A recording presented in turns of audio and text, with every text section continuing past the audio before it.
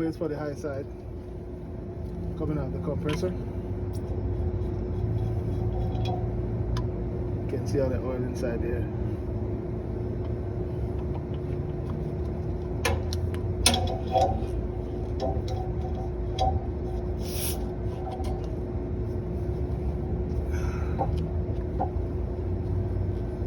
Row 1 is for the suction, the bigger line, for the copper line.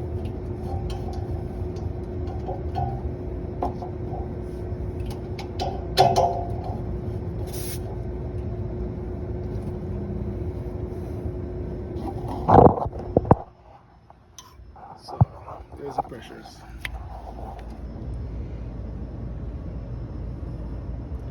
So that pink line right there, that's 410A.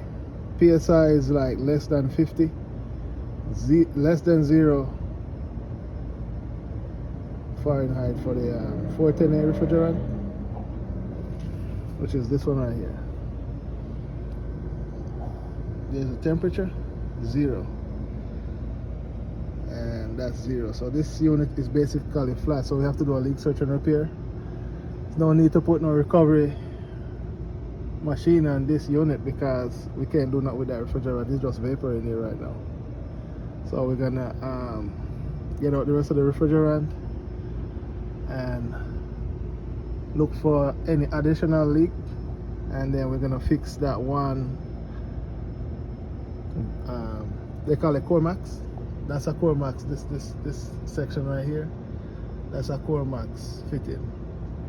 It's a little bit bigger than the 1/4 inch on all the regular units. So with Carrier, we have to take that whole piece off just to replace it to stop that leak. So we're gonna get a new one, new filter dryer, and then put, vacuum down this, pressurize the system, test it, and then we check for any additional leak, vacuum it down to less than 500 microns, and then we're gonna put back the refrigerant in there. So the refrigerant that's in that one, which is, you have circuit 1, that's circuit A and B, circuit 1 and 2. So we're dealing with circuit B right now.